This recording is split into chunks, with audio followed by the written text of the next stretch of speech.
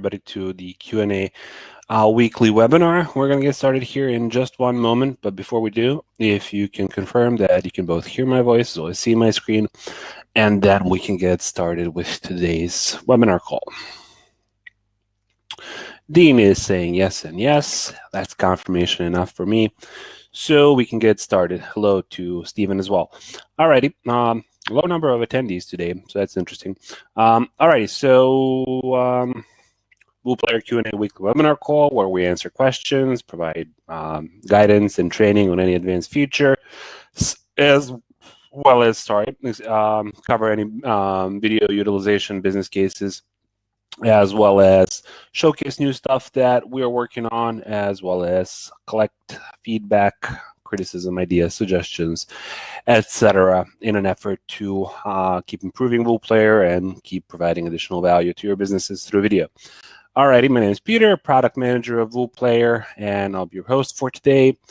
Format of the webinar is pretty straightforward, so at any time that you have a question, just go ahead and drop it in that chat box that you have, or if you came prepared with any questions, now will be a good time to post those questions. Also, webinar replays, if you're not able to make it, are available both on our YouTube channel as well as in our Facebook group, links to which I've just entered in the chat box so that you can subscribe to that channel and join that group if you haven't already.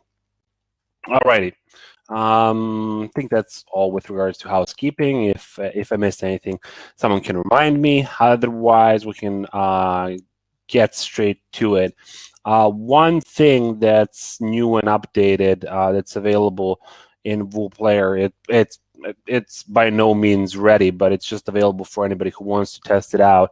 Well, actually, I can just click over here on the Facebook group.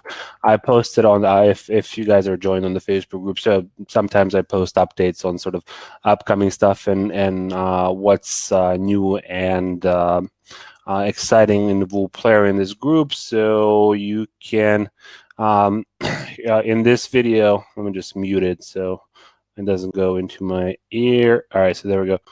Actually, that was already muted.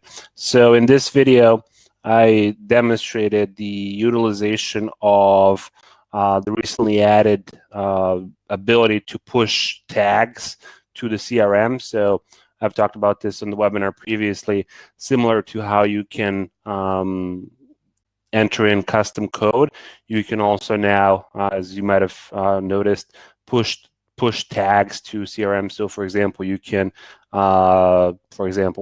push a tag to ActiveCampaign for a person watching this at second 5.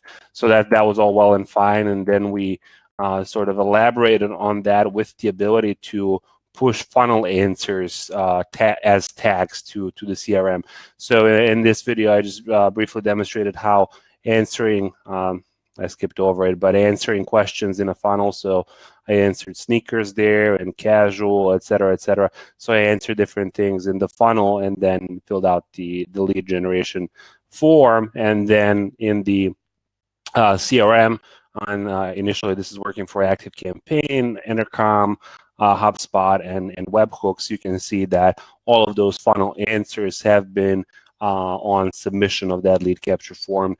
Not only has the new contact been added, but also all of the answer tags are added to it as well.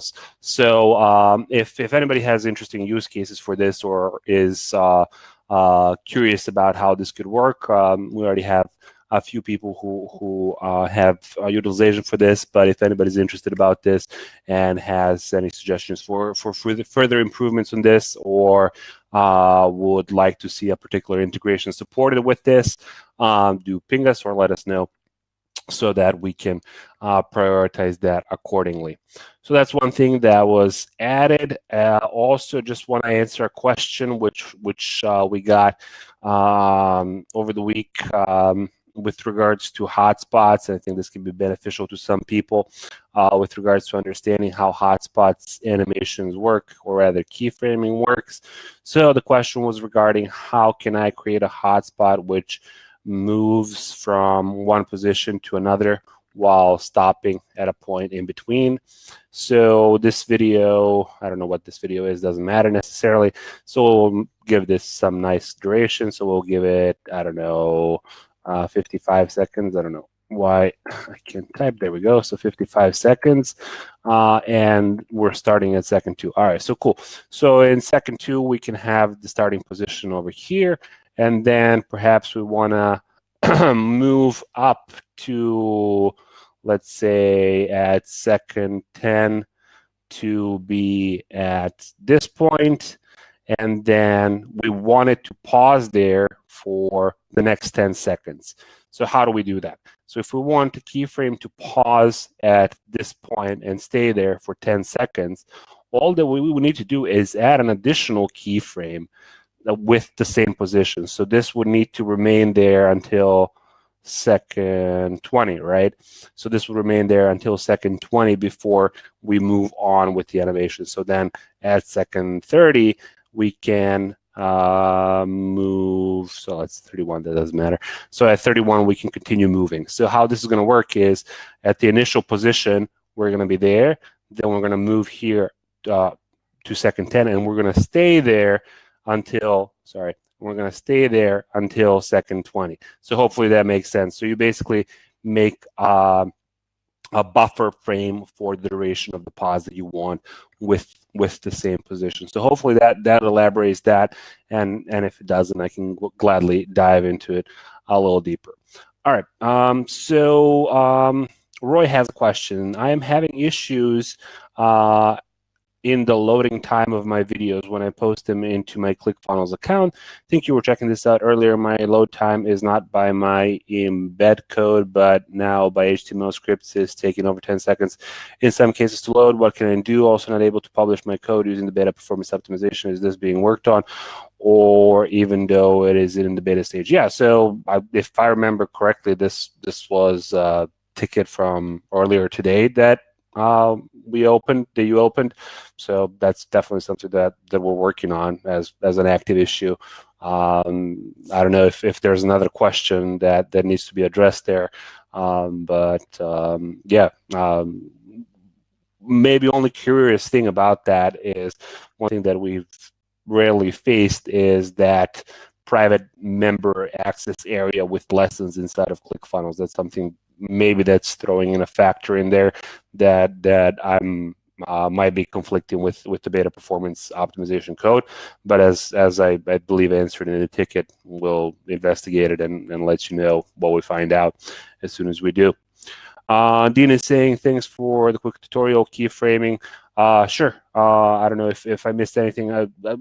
To Dean's point, Dean is the one who asked about the hotspots. So just another point is, so just to answer your question, Dean, I don't know if you got what I was saying in the answer to your ticket, was with regards to the pausing of when somebody clicks on a hotspot. So if somebody clicks on the hotspot, there is a bug where on our end where the video doesn't pause. So that's something that we're addressing, and I think a fix for that is going to be in the next release. So there's nothing that the user needs to configure in order for a click on a hotspot to pause the video. That should be the default behavior. It's just that it's not working as designed. So that's being addressed on our end. What is the best browser to use when logging into WooPlayer? Chrome and not Firefox.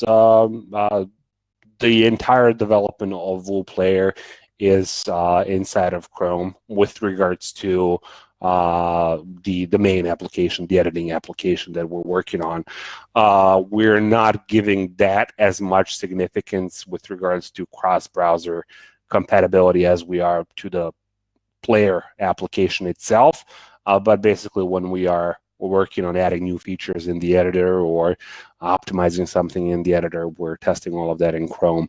So that's kind of our development environment. And if you're seeking a recommendation for what you would preferably use, would be definitely Chrome. You should be able to use whatever you normally use, but and sometimes you might run into small conflicts. I don't know. Alrighty, cool. See if we have any other questions. So I can give you a few more minutes. If anybody else, I see some new people joined. Welcome, everybody.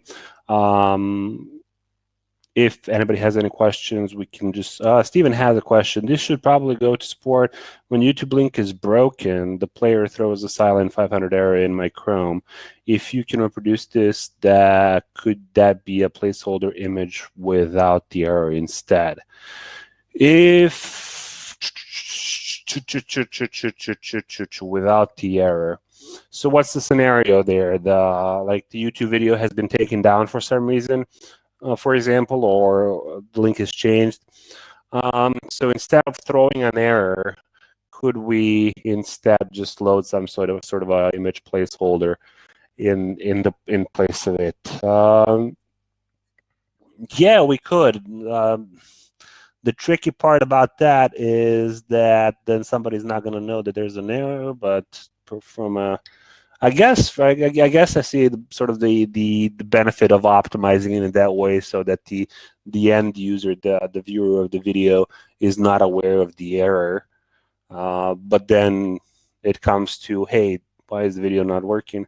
Yeah, all right. I think that makes sense. What we could do is we could load the thumbnail basically instead of throwing the error. But by default, I think that's going to go to it. There needs. I remain confident there needs to be some sort of an indicator of an error, because we need to know that something happened, and the viewer needs to know that that's not the expected behavior. But it could be minimized so that, for example, we show the thumbnail of the video, and maybe in the top right corner we just throw some sort of an alert or something. So that's something that we can look to optimize. Yeah, we'll look to optimize that. Let me make a note about that. I'm not a big fan of those errors that are being thrown in VooPlayer either. So I'm definitely on board with optimizing sort of the experience that they have. Sometimes they can be rather ugly, and if something breaks, not to your fault, not thanks to anything that you were doing, it sucks to have an ugly error like that on your website. So I think that we can definitely dedicate some time to improving that experience. Alrighty, Dean is asking, how's your laptop? Coffee spill question. You were talking about Chrome extension 2 weeks ago and said you'd talk last week, but you had a coffee spill issue. Oh, it's all right. So I'm on my laptop right now. So let's see what happens. 1, 2, 3. So some numbers are working. Some numbers, I think all of my letters are working. So that's a good thing. So that's a good thing, but the numbers are not working. It's built next to the arrows, so 2 is not working, 3 is not working, 4 is working. It's a weird. For example, 4 turns the num lock on and off, so it's a weird combination. I'm having some issues, but when I'm at the office, I have an external keyboard attached to the laptop, so it makes it easier. But yeah, I'm back in functioning. With regards to the Chrome extension, here it is. Let me see if I can load it. I can click. So we're working on it slowly and improving it. Nothing to brag about just yet. But we're bringing it to a nice point of where you're able to sort of browse all of your videos that you have on your account, go straight to editing them, grab the publish codes and links for them from the extension directly, so that you don't, for example, if you're browsing on a website and you don't want to necessarily jump back to the application to grab a link or an embed code for one video, you can do that all conveniently from the Chrome extension. So that's a nice thing about that. And also we're heavily working on sort of the capacities for the recording part of the plugin, where you're able to record your screen and your camera directly from your browser and then upload that directly to VooPlayer. So that's it's not definitely going to be soon, but it's one of the things that we are currently focused on. So we think it's a significant improvement sort of to the workflow, and enables us to add value and save time and increase sort of efficiency of how you interact with VooPlayer. Basically, it eliminates, I think, two parts. One is you probably already have some sort of a screen recording software that you use, then you edit your videos, then you import them into VooPlayer. So hopefully we're eliminating that part and going directly into VooPlayer. And the second part is going to be that it eliminates when you're on your own site or on a social network and you just want to share your video. It completely eliminates that experience of needing to log into the VooPlayer application and that generate the embed codes and links. So that's one of the things that we're working on. Some technical difficulty message. Dave is saying that I sound drunk. Lewis is saying, hi, are YouTube embeds still adding linked videos, overlays, etc., and muted audio? Are YouTube embeds still adding linked videos? Oh, related videos, you probably mean, Lewis. That still depends on the settings of. So we've been over this a few times, but it's a hot topic always. So might as well go through it once more. So when you get a YouTube video URL which you want to import into VooPlayer, one of two things is going to happen. The first and the ideal one is going to be that we're going to be able to obtain the source of that video. We're going to be able to go directly to the video source, to the MP4 file of that video, and then we can just load it into VooPlayer and everything is going to be well and fine. So that in that scenario, no YouTube branding, no YouTube related videos, no YouTube advertising, no YouTube logo, no YouTube anything is basically going to happen. So basically, we're just going to have access to the source of that video.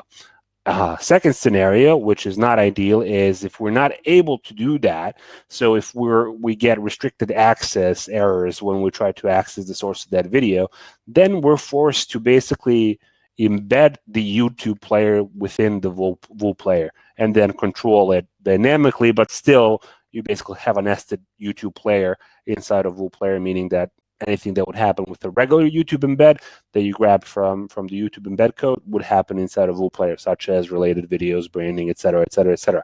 So what's regulating that is the settings of the YouTube video. So some videos never can be accessed. Their source can never be accessed if, for example, they have copyrighted material, if they have age-restricted content, etc., etc., etc. So this article is always a good thing to read if wondering about utilizing YouTube as a hosting provider, just as how you should configure your videos ideally. So I'll go to an extreme of saying I really, if it was up to me, I would not allow videos which meet those criteria at all to come into VooPlayer because they present such a big problem. So let me try and grab one of those, just simulate this, and this is one of the. So this is a Vice News video. So I think that's probably going to be copyrighted material. So let me just come over here to create a new video and do that by URL. Well, ironically enough, we were able to access the source of this, and you can know this if we were able to get the source out of that is because I have no YouTube logo over here on the video. Let me try and grab another one so you guys can just see the difference between them. YouTube, maybe some popular song right now. I don't know. Key and Peele. This is Comedy Central probably, so that's probably copyrighted material that we're not going to be able to get the source out of. Hopefully. All right, well, we're able to get the source out of that as well. All right, doing a little bit better than than I was thinking. I don't know. Vivo is known to do this. All right, they usually copyright content. I don't know what this is. La di da di da. So hopefully that's copyright protected, and we're not going to be able to get the source of that.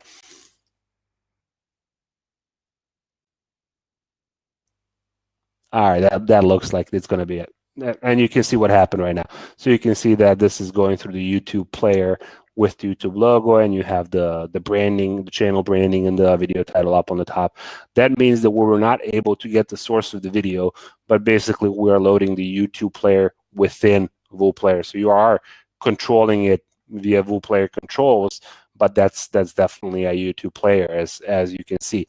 So as I was saying, if it was up to me, I would not allow videos which have this YouTube logo to come to be even validated as valid links for hosting, because they present so much trouble, because you're not only handling a video player that has tons of functionality and needs to be played well in thousands of different environments, you also have a nested player that you're not hosting and that you need to communicate with within your player, which is just throwing so many variables out there. So if it was up to me, I would basically not allow these videos to be at all in there. But if you have videos which are like this, basically consider them more of a benefit rather than anything else, that you're able to import them inside of VooPlayer. Ideally, for YouTube hosting videos, you would want that experience where you import them and you don't have the logo there, which means that you have set it up correctly in YouTube, and we can import the source of it directly from YouTube. So hopefully that answers Luis's question. Dave is saying, I don't sound drunk anymore. Stephen loves probably the Chrome extension. Lewis is saying YouTube keeps changing their methods. Dave can say, can you go over using directed videos where you are taken through a video and make choices? It seems daunting if I use new videos on how to plan. Can you go over using directed videos where you are taken through a video and make choices? It seems daunting if I use new videos on how to plan. I'm not sure I get the question. Maybe just planning how to flow. Well, it depends. Flow seems it would be difficult. It depends on what kind of a flow it is. If it's a pretty, Dave is talking about funnels, definitely, but it depends what kind of a branching structure you have. If you have a pretty linear structure where you basically something happens, and if they answer yes, they go in one direction, and they answer no, it goes to a different direction, completely different direction, and those two different paths never need to meet up again. That's a pretty simple structure. If you map out, feel free to come up with a use case and map it out on a piece of paper or wireframe it. Could take a day or two to create. That's, I mean, honestly, I mean, VooPlayer is definitely a tool that empowers you to do some pretty nice stuff with video. But ultimately, as the video content goes, you need to plan the content in advance for getting it to be ready for utilization of a tool. A day or two for a production of a video is really nothing. I mean, if you're really talking about a high quality funnel that you want to create, we're talking about weeks of production time that are worth into putting something. It really goes back to how much value you're expected to extract out of something that you are planning. But I think that really varies on use by use basis, that you can create something that's really simple, or you can really go and film all around the world to cover all the different choices. It's really up to your branching structure and how you want to plan something. But basically, why we're here is to facilitate your plan. So how we like to approach that is, if you can come up with a plan, if you can come up with a branching structure, a flow chart, if you will, or a storyboard chart, or whatever you have for how you would like your paths to function, and then we can see if we can facilitate them. That would be great. Let's see, maybe simple VuPlayer embed graphic mind map tool to plan someday. Embed graphic mind map tool to plan someday. Yeah, we definitely are considering ourselves to be on the post-production side of things. Don't necessarily see us in sort of pre-production and planning and participating in that, at least not anytime soon. Dave saying would be great if it was interactive though. If what was interactive, maybe I didn't get that. It would be great if it was interactive. Oh, the mind mapping tool, yeah, that would be great. Unfortunately, we have some bigger priorities that we need to focus on currently. But as I mentioned, to that point, the funnels rework is facilitating all of the sort of tools for better branching structures, and we'll get to that in a few weeks when that gets the roadmap on improving the funnels, both the answer templates and the structured templates, and sort of the tools for drag and dropping questions and answers. So we didn't forget about that. That's sort of coming up. 2 or 3 priorities down the road. So do keep reminding me about that so we don't slip from the roadmap. Alrighty, I think that's all the time we have for today, unless there's maybe one last question that we can get to. If not, I just want to thank everybody for joining this week. Low turnout, but good questions, quality conversation. So thank you again, and hopefully we'll see you next week, and have a great remainder of your week.